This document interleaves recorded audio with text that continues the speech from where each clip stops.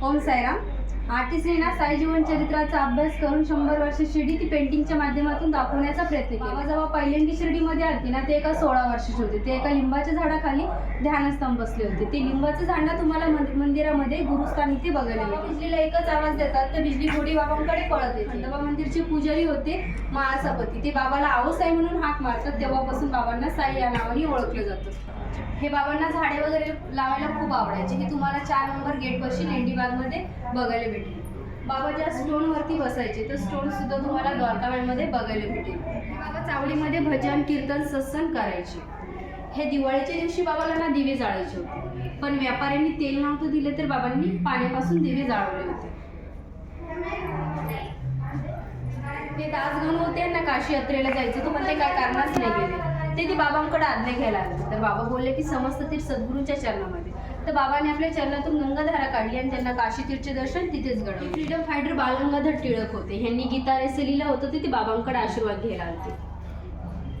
हे बाबाचं निद्रास्थान आहे. हे जमिनीपासून 8 फूट उंचवर होतं आणि फाटलेल्या चिंध्यांपासून बांधलेलं होतं. ते बाबावरती कसे जायचे आणि खाली कसे यायचे ते आजपर्यंत कुणीच नाही पाहिलं. काशीनाथ शिंपी होते. हे कपड्याचे व्यापारी होते. एक दिवशी उशिराने घरी चालले तर 2 चोरांनी त्यांच्यावरती हमला केला. तर त्यांनी बाबाचं स्मरण केलं. तर बाबांनी त्यांना अशी शक्ती दिली की ह्या दोन्ही चोरांना बेहोश करून ते आपल्या घरी निघून गेले. म्हणजे बाबा आपल्या भक्तांच्या रक्षणाला सदैव राहतात. हे बायजाबाई. बाबा जेव्हा 5 घर भिक्षा मागायचे तर पहिलं घर बायजाबाईपासून घ्यायचे, कारण की ते त्यांना आईच्या रूपामध्ये बघायचे. हे जेव्हा शिर्डीमध्ये प्लेग नावाची महामारी येते तर बाबा आपल्या हाताने गहू दळून पूर्ण शिर्डीच्या बॉर्डरमध्ये टाकतात, कारण की शिर्डीमध्ये ती महामारी नाही येऊ म्हणून. तर शिर्डीमध्ये महामारी नव्हती आली. हे बाबा आपल्या हाताने जेवण बनवायचे आणि आपल्या हाताने सर्व भक्तांना वाढायचे. हे एक काल्पनिक पेंटिंग आहे. हे बाबांची पालखी तेव्हा पण निघायची, आता पण दर गुरुवारी निघते. हे बाबांचं द्वारकामाईचं फेमस पोज आहे. हे बाबा कुष्ठरोगांची ही सेवा करायची, कोणताही जातभेद न करता. इथून तुम्हाला मंदिराचं कळस दर्शन होईल.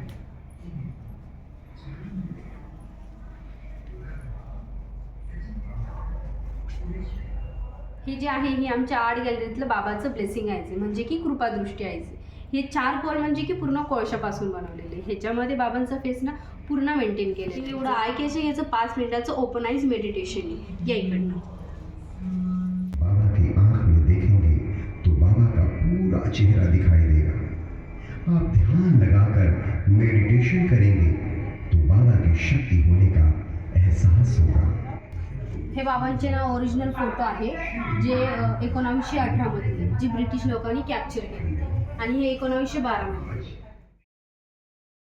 वॅक्स म्युझियम केल्यानंतर इथे बाजूलाच पेंटिंग म्युझियम आहे आणि पेंटिंग म्युझियम हे पूर्णपणे फ्री असून वेळ आहे सकाळी 8 ते रात्री 11 पर्यंत. चला मग आता आपण पेंटिंग्स पाहूया. ओम साईराम. आर्टिस्टने ना साई जीवन चरित्राचा अभ्यास करून 100 वर्ष शिर्डी ती पेंटिंगच्या माध्यमातून दाखवण्याचा प्रयत्न केला. बाबा जेव्हा पहिल्यांदा शिर्डीमध्ये आलती ना, ते एका 16 वर्षाचे होते. ते एका लिंबाच्या झाडाखाली ध्यानस्थान बसले होते. ते लिंबाचं झाड ना तुम्हाला मंदिरामध्ये गुरुस्थान इथे बघायला भेटेल. तर बाबांच्या चेहऱ्यात इतकं तेज होतं की सर्व ग्रामस्थ लोक बघण्यासाठी येतात की तेजस्वी बालक कोण. तर बाबा कुठून आले आणि कुठे गेले ते कोणालाच माहिती नव्हतं. हे चांद पाटील. चांद पाटीलची ना घोडी होती, तिचं नाव ना बिजली होतं. एक दिवशी ती जंगलमध्ये हरवते. तर चांद पाटील जंगलमध्ये सापडत बाबांकडे येतात. तर बाबांना आपली समस्या सांगतात. तर बाबा बिजलीला एकच आवाज देतात तर बिजली घोडी बाबांकडे पळत येते. तेव्हा चांद पाटीलला वाटतं की हा साधारण मनुष्य नाहीये, हा दैवी पुरुष आहे. तेव्हा ते आपल्या भाषेच्या लग्नाला बाबाला आमंत्रित करतात. जेव्हा दुसऱ्यांदा बाबा शिर्डीमध्ये येतात ते खंडोबा मंदिरापाशी येऊन थांबतात. तर खंडोबा मंदिरचे पुजारी होते महासापती. ते बाबाला आहो साई म्हणून हाक मारतात. तेव्हापासून बाबांना साई या नावाने ओळखलं जातं. जेव्हा बाबा शिर्डीमध्ये नव्हते तेव्हा काही सुख समृद्धी नव्हतं, असं आर्टिस्टनी पेंटिंगमध्ये दाखवण्याचा प्रयत्न केला. पण जेव्हा बाबा शिर्डीमध्ये येऊन राहायला लागले तर त्यांच्या पावन चरणाने शिर्डीमध्ये सुख समृद्धी येऊ लागली. हे जे आहे हे पूर्ण हँड पेंटिंग आहे आणि एकच आर्टिस्टनी पेंट केले. हे बाबांना झाडे वगैरे लावायला खूप आवडायचे. हे तुम्हाला 4 नंबर गेटपाशी लेंडीबागमध्ये बघायला भेटेल. बाबा ज्या स्टोनवरती बसायचे तर स्टोन सुद्धा तुम्हाला द्वारकामाईमध्ये बघायला भेटेल. ही शिर्डीमध्ये 3 दिवस वादळ तुफान पाऊस चालू होतं, तर पण सर्व ग्रामस्थ लोक घाबरून बाबांकडे मदत मागायला येतात. तर बाबा आपला एक हात वरती करून पूर्ण पाऊस थांबवतात, कारण की त्यांच्या हातामध्ये पंचमहाभूताची शक्ती होती, म्हणजेच की पाऊस वादळ थांबवण्याची. हे बाबा चावडीमध्ये भजन कीर्तन सत्संग करायचे.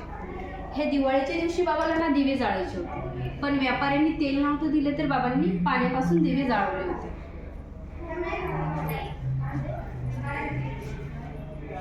हे मेघादास होते आणि एक शिवभक्त होते. हे बाबांना शिवरूपी बघायचे. तर मेघादासची इच्छा होती की बाबाचा अभिषेक करायचे, पण त्या दिवशी बाबांची इच्छा नव्हती. तर मेघादासने आपले जिदवर अडले होते. तर बाबा बोलले थोड्याशा पाण्याने माझा अभिषेक कर. पण त्यांनी पूर्ण गडा बाबाच्या वरती ओतला. मग त्याचा परिणाम तो असा झाला, ते फक्त बाबांचं डोकं ओललं जातं. ते बाबा कुठेही ओलेने झाले, पूर्ण पाणी वेस्ट गेलं. म्हणजेच की बाबाच्या इच्छेशिवाय कोणतीच गोष्ट पॉसिबल नाही.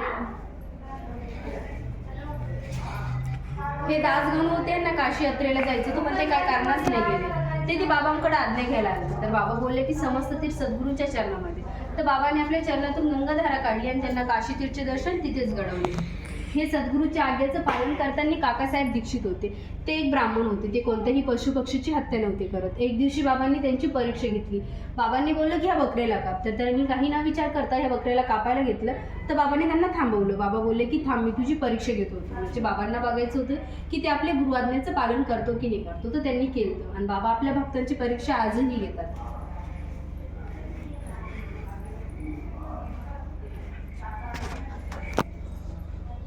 हे फ्रीडम फायटर बालगंगाधर टिळक होते. ह्यांनी गीता रेसे लिहिलं होतं ते बाबांकडे आशीर्वाद घ्यायला आले. हे बाबाचं निद्रास्थान आहे. हे जमिनीपासून 8 फूट उंचवर होतं आणि फाटलेल्या चिंध्यांपासून बांधलेलं होतं. ते बाबावरती कसे जायचे आणि खाली कसे यायचे ते आजपर्यंत कोणीच नाही पाहिलं. हे काशीनाथ शिंपी होते.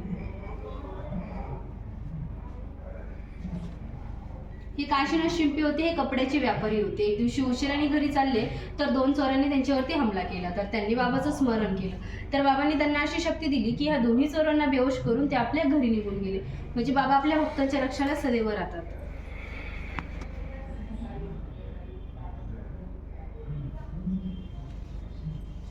हे बायजाबाई. बाबा जेव्हा 5 घर भिक्षा मागायची तर पहिलं घर बायजाबाईपासून घ्यायचे, कारण की ते त्यांना आईच्या रूपामध्ये बघायचे.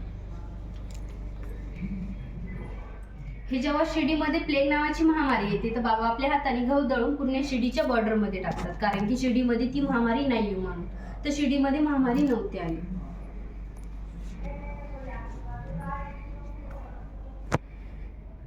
हे बाबा आपल्या हाताने जेवण बनवायचे आणि आपल्या हाताने सर्व भक्तांना वाढायचे. हे एक काल्पनिक पेंटिंग आहे.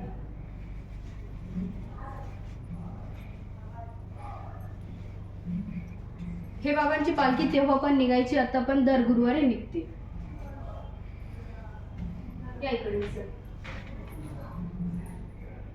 हे बाबांचं द्वारकामाईचं फेमस पोज आहे. हे बाबा कुष्ठरोगांचीही सेवा करायची, कोणताही जातभेद न करता. इथून तुम्हाला मंदिराचं कळस दर्शन होईल.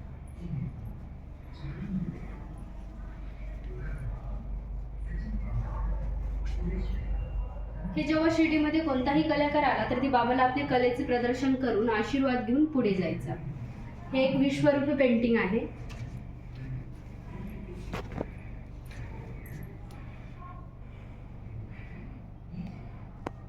या बायजाबाई जे बाबासाठी जेवण घेऊन यायच्या. हे बाबांना पशुपक्षी फार आवडायचे, म्हणजे त्यांच्या सहवासमध्ये जो पण कोणी येतो तो सुखी आणि समाधानी राहतो. हे जे आहे हे आमच्या आर्ट गॅलरीतलं बाबाचं ब्लेसिंग आहे, म्हणजे की कृपादृष्टी आहे. हे 4 कोल म्हणजे की पूर्ण कोळशापासून बनवलेले. ह्याच्यामध्ये बाबांचा फेस ना पूर्ण मेंटेन केलेला आहे. जर तुम्ही कोणती गोष्ट दुरून बघता ती तुम्हाला ब्लर दिसते, पण तुम्ही याला जितकी दुरून बघितलं ना ही तेवढीच तुम्हाला क्लिअरली दिसेल. तर हिचा बेसिक कन्सेप्ट असा आहे की ही निगेटिव्ह एनर्जीला कॅच करून पॉझिटिव्ह एनर्जीमध्ये कन्वर्ट करतो. तुम्ही याला कोणत्याही डायरेक्शनमध्ये लावू शकता. Study room, hall, puja room, office, anywhere in direction तुम्ही याला ठेवू शकता. मी एवढं आय कॅचिंग याचं 5 मिनिटाचं ओपन आईज मेडिटेशन आहे. या इकडनं बाबा की आंख में देखेंगे तो बाबा का पूरा चेहरा दिखाई देगा. आप ध्यान लगाकर मेडिटेशन करेंगे तो बाबा की शक्ति होने का एहसास होगा. इस आंख का बेसिक कंसेप्ट यह है कि बाबा की ये आंख जहां भी रखेंगे उसकी सकारात्मक ऊर्जा का संचार होना निश्चित है. अनेक भक्तों के अनुभव के आधार पर हम ये कह सकते हैं, अगर आप इस आंख को अपने मुख्य दरवाजे पर लगाते हैं तो किसी आगंतुक की कोई दृष्टि आपके घर पर नहीं पड़ सकती. हे बाबांचे ना ओरिजिनल फोटो आहे जे 1918 मध्ये जे ब्रिटिश लोकांनी कॅप्चर केले आणि हे 1912 मध्ये. बुटीवाडा आता त्याला समाधी मंदिरच्या नावाने ओळखलं जातं. बाबाचं स्टॅच्यू स्थापित करताना फोटो आहे आणि हे कडक चढवतात. हे बाबांच्या जवळचे भक्त आहे. हे द्वारका माई, दीक्षितवाडा, साईनाथ, भोजनगृह, चावडी, धोनी, नंददीप आणि हे उदय हे सर्व ओल्डचे पिक्चर्स आहेत.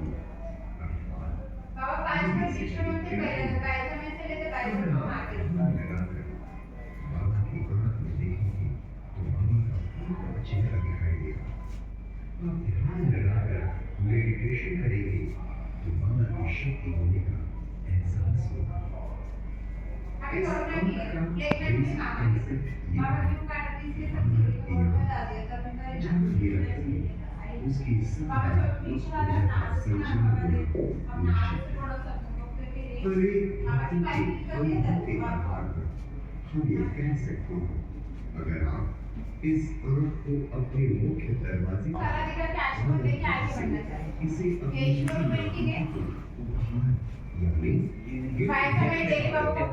हे जे तुम्ही 5 मिनिटाचं मेडिटेशन केलं ना बाबांच्या ब्लेसिंग आईचं, तर ते ही आईज पण आमच्याकडे सेलिंगसाठी आहे. त्याच्यासोबत तुम्हाला हा स्टँड फ्री भेटणार आणि ओडिओ मेडिटेशनमध्ये.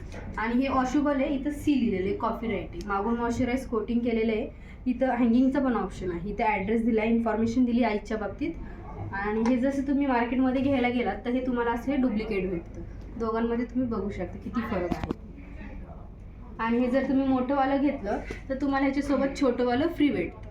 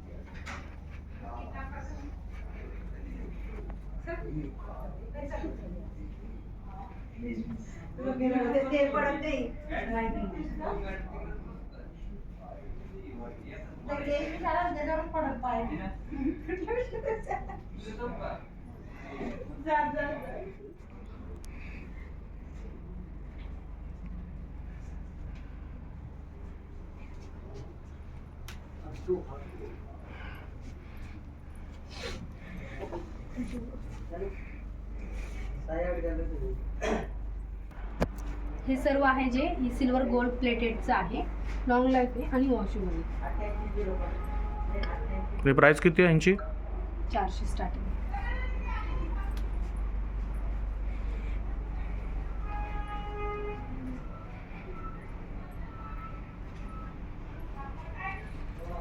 हे घ्यायचं पण घ्या.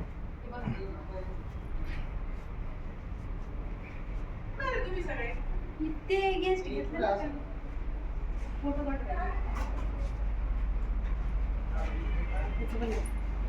श्यामराव जयकर पुढे रे. या तर त्यांच्या घरी असतील ना.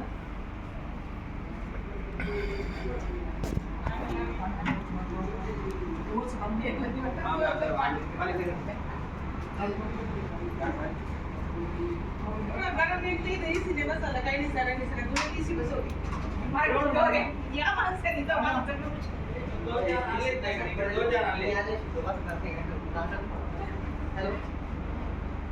हे ब्रासचे ओरिजिनल ब्रास.